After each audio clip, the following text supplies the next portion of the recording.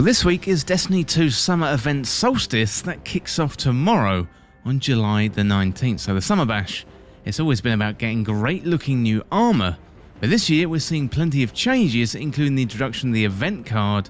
We've got armour upgrades, they've been streamlined, plus we can reroll and focus our armour in what looks to be a beta test of a new armour system that could be coming to Destiny 2 in the future.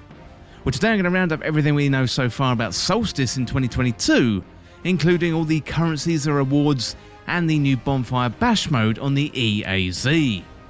Well, if you're new around here or find this useful, don't forget to hit the subscribe button down below for all the latest Destiny 2 content, and turn on notifications by hitting that bell. And roughly 98% of viewers who watch this week in video games aren't subscribed, so subscribe today and never miss an update. Well, first of all, let's have a look at what Solstice 2022 is in Destiny 2. So Solstice, formerly the Solstice of Heroes, that's an event in Destiny 2 where we celebrate Guardians and their accomplishments over the last year. So the first one was held in 2018 after we defeated Gaul in the original Red War campaign, and we celebrated the Traveller. This year we've been busy too, defeating Savathun and the Lucent Hive, although we have the Witness and the fleet of Pyramid ships on their way to Earth. Well, the event introduced a new area called the EAZ, and that is a custom zone only available during Solstice. Previously, we had to kill as many bosses as possible and earn keys to open chests for loot. So a big motivation for the event has always been the Solstice armour, and it is some of the best looking armour in the game, as you can apply glows related to your subclass colour.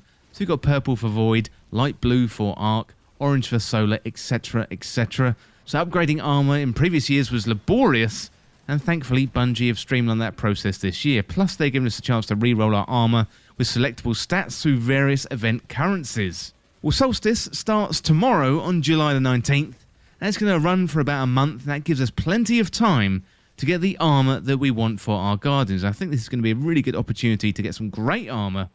Season of the Haunted ends on August the 23rd, so I'd expect the event to run until about the 9th of August. Although we'll get confirmation from Bungie on their event page very, very soon. Well, next up, let's have a look at the rewards for the event. So we've got new armour sets, and they were shown off during the most recent TWAB. We got the Compass Rose shotgun, plus we got a new yet-to-be-named hand cannon. That looks like it's based off the Better Devils from the original Destiny 2. So it is likely to come with its own origin trait, but we haven't seen that one yet. So we've got one new weapon with a hand cannon, a returning shotgun, plus we got the armour, and all those cosmetic upgrades we're going to be able to access through the event card. But more on that in a minute. Well, next up we got the Bonfire Bash mode. So the European Aerial Zone, or the EAZ, that is changing this year. So Bungie has said about this new mode. Another new feature coming to Solstice is an activity in the European Aerial Zone called Bonfire Bash, where Guardians will be building and stoking what can only be described as paracausal bonfires, while the enemies of the Summer Fun, including the Taken, Cabal, Hive, and Fallen, they'll be attempting to crash the party and extinguish the fires. So basically what this means, rather than hunting down bosses, it sounds like we're going to be defending bases or fires. Hopefully it's going to switch up the event, given we've pretty much done the same activity over the past 3 years. Well, next up we've got the event card. So with the Solstice event, Bungie is introducing a new feature called the event card. So in much the same way that Seasonal Challenges introduces an easy-to-understand list of goals that you can complete in a season, the event card does the same for Destiny 2's annual events. So when Solstice begins, players will gain access to the event card, and that includes new points of interest to explore, including event challenges, we've got event seals and titles, and we've got unique event rewards. So every event card will be available for free to all players, and can be accessed by interacting with either Levante in the tower, or via the quest tab. That is right next to your seasonal challenges.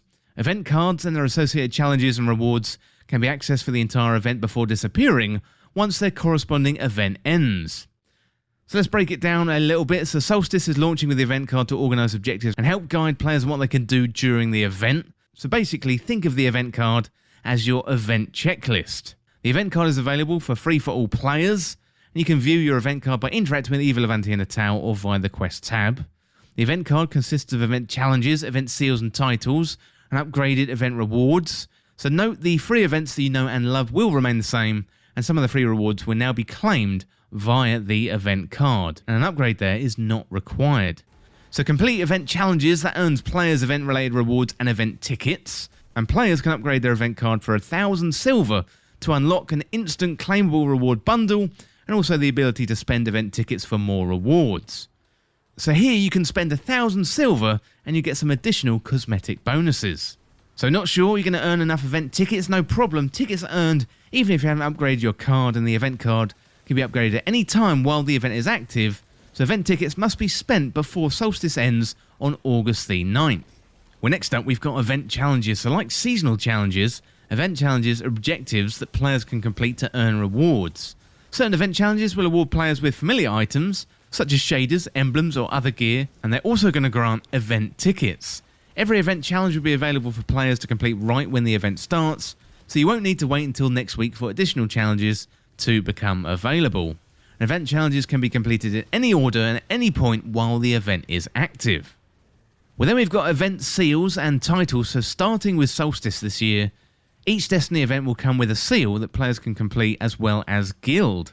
Completing these event seals is as simple as completing all the event challenges on its event card, and finishing every event challenge will automatically earn your seal progress and lock the title for that seal. Gilding event seals will require completing additional triumphs that will only become available once the standard seal has been completed, and gilding lasts until the event begins again the following year. So we also have a quick look at a few rewards that are instantly unlocked from the upgraded event card. So we got the hot dog eating champ and also the sunny exotic ghost shell. Well, next up, let's get into the armour, and first of all, how armour upgrades work in Solstice 2022. So Bungie said they wanted to change the way you earn and upgrade armour with the update to Solstice. As part of that, we removed those pesky objectives from the armour and streamlined the upgrade process for all classes. So here's some of the goals from the Bungie team. So focus on actively upgrading the armour the entire event through new player actions. Provide agency and choice on how to upgrade the armour, and give players a chance to reasonably chase armour rolls for the duration of the event, and tie together acquiring and upgrading the armour with a theme of Solstice, and lower the barrier to entry for players who haven't engaged with the armour stats. So if you've ever wanted to chase down specific armour rolls, Solstice is your time to do so. Want a 100 resilience build? You got it. Need a new armour set for Nightfall's Crucible and Gambit? We got you covered, and with a little luck maybe you get that god roll you've been waiting for. So upgrading your Solstice armour requires finding and spending new event currencies, and it wouldn't be Destiny 2 if there weren't a load of semi-confusing currencies, so let's get into what they are and what they do. So first of all, with the new currencies, we've got Silver Leaves.